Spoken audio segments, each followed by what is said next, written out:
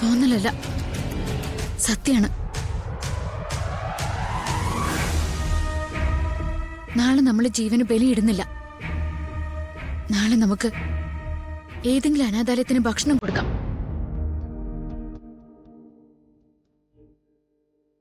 നമുക്കറിയാവുന്ന ആളുകളെ വീട്ടിലും ഭക്ഷണം കഴിക്കാൻ വിളിക്കാം. അത് മതി. അമ്മേ,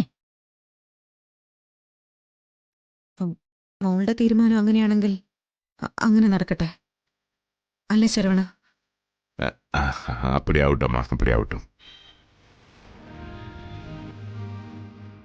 ഈ വർഷം എന്നല്ല, ഇനി ഒരു വർഷവും ബലിയിടുന്നില്ല.